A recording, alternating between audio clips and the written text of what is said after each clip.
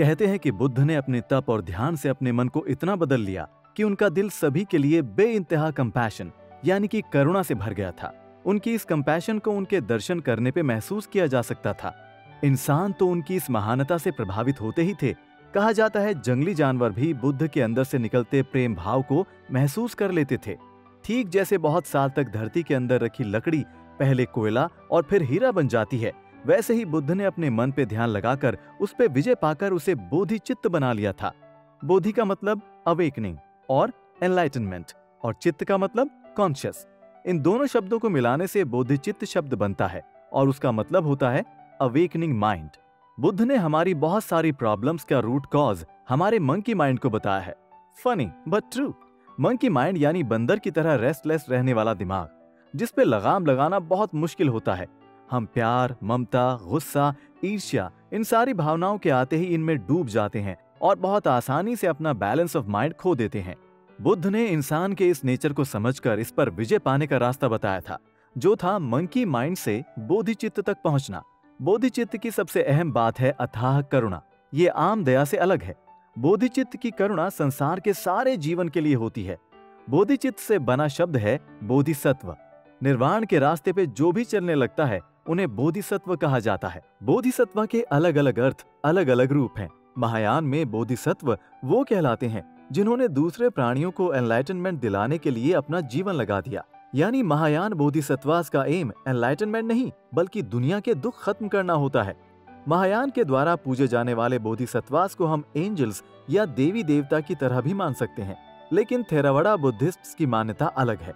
वो केवल गौतम बुद्ध के पुराने जन्मों को ही बोधिसत्व मानते हैं। ऐसे और भी कई बोधिसत्वास हैं और आज भी बुद्धिज्म में बोधिसत्वास की इन अनेक रूपों की बहुत मान्यता है।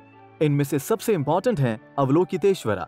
अवलोकितेश्वरा का मतलब होता है दुखियों की आवाज सुनने वाला। बुद्धिस्ट्स मानते हैं कि अवलोकितेश्वरा बोधिसत्व बहुत शक्तिशाली हैं और सारे सेंटिनेंट बीइंग्स की मदद करते हैं। कई लोगों का मानना है कि हिंदुइज्म के भगवान ब्रह्मा और विष्णु को बुद्धिज्म में एब्जॉर्ब करके अवलोकितेश्वरा बने थे।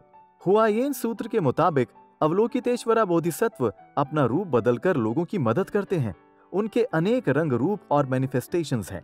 जैसे कभी वो मंक या नन बन जाते हैं और कभी आम आदमी। कई बार अवलोकितेश्वरा को 11 सर और 1000 आंखों और हाथों के साथ दिखाया जाता है। कभी उन्हें 1 सर और 4 बाहों के साथ दिखाया जाता है। इन्हें तिब्बतन्स चेंडजिग के नाम से बुलाते हैं। इनके हाथ में एक सफेद कमल होता है और इनके 2 हाथ प्रार्थना में लगे रहते हैं और 2 हाथ में अस्त्र शस्त्र और क्रिस्टल होते हैं। भारत में अवलोकितेश्वरा को पुरुष रूप में दिखाया गया है। हालांकि चाइना में इन्हें गुआन यिन नाम से फीमेल फॉर्म में पूजा जाता है। चाइना में बनाए हुए सारे बोधिसत्व के स्टैचूज तंग डायनेस्टी के समय 618 एडी से लेकर 907 तक स्त्री के रूप में दिखाई देते हैं। इंडिया से ट्रेवल करते करते अवलोकितेश्वरा पुरुष से स्त्री में कैसे परिवर्तित हो गए, ये एक रहस्य है जिसपे कई रिसर्चर्स ने कई तरह के लॉजिक दिए हैं, but it still remains a mystery. अगर हम अवलोकितेश्वरा के पहले स्टैचूज को देखें तो हम समझ पाएंगे कि कैसे भारतीय फीचर्स से धीरे धीरे उनकी इमेज को चाइनीज बनाया जाने लगा। ये फर्क पहले उनके कपड़ों में, उनके बालों में और धीरे धीरे उनके फीचर्स में दिखने लगा। एक समय ऐसा था जब अवलोकितेश्वरा की मूर्ति में मेल फीमेल दोनों फीचर्स देखे जा सकते थे। जैसे उनके ढीले बने कपड़े में से औरतों के कॉन्टूर्स दिखते थे, लेकिन उनके मुंह पे दाढ़ी के भी कुछ बाल दिखते थे। धीरे धीरे उनका पूरा ट्रांसफॉर्मेशन एक देवी में कर दिया गया। गुआन यिन को चाइना में करुणामयी देवी माना जाता है।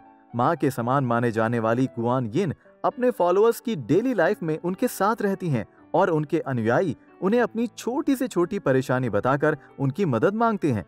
गुआन यिन के लिए बनाए गए ऑल्टर्स मंदिरों में, घरों में और सड़कों के किनारे भी देखे जा सकते हैं। गुआन यिन के हाथ में नम्र वृक्ष की एक डाली होती है और पानी से भरा एक घड़ा होता है।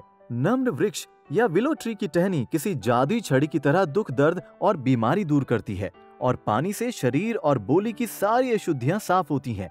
इस पानी को अमृत समान माना जाता है। सिर दर्द की गोली एस्पिरिन इसी वृक्ष की छाल से बनती है। Isn't that interesting?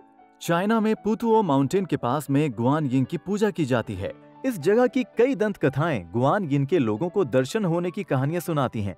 गुआन यिन को औरतें, सेलर्स, मर्चेंट्स और कारीगर अपना रक्षक मानते हैं। जिन पे कोई अटैक हो रहा हो, जो पति पत्नी बच्चा चाहते हों और जिन्हें एकदम मदद चाहिए, वो सब गुआन यिन से मदद मांगते हैं।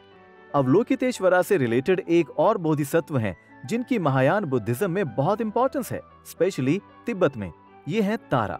ऐसा समझा जाता है कि ये देवी पार्वती का बुद्धिस्ट रूप है। कई लोग इन्हें जीसस क्राइस्ट की मां मदर मेरी से भी जोड़ते हैं। 4th सेंचुरी एडी आते आते शक्ति की पूजा बुद्धिज्म में भी शुरू होने लगी और लगभग 6th सेंचुरी एडी के आते आते तारा को अवलोकितेश्वरा की शक्ति माना जाने लगा। कहते हैं इनका जन्म अवलोकितेश्वरा की आंख से निकली हुई नीली रोशनी से हुआ था।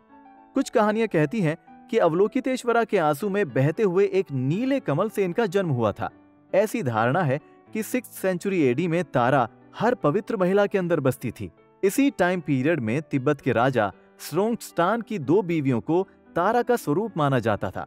वेनचेंग जो चाइनीज थी और अमसुवरम जो नेपाली थी। इन दोनों को तारा माना जाता है। इन दोनों में फर्क करने के लिए एक को सफेद तारा और दूसरी को हरी तारा माना जाने लगा।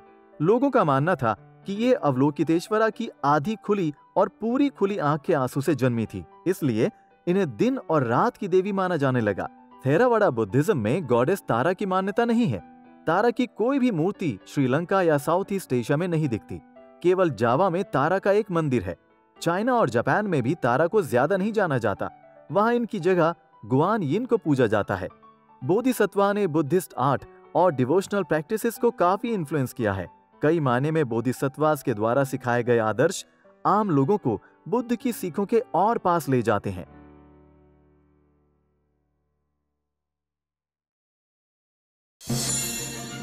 Like, share, subscribe and click on the bell icon to never miss an update from Epic.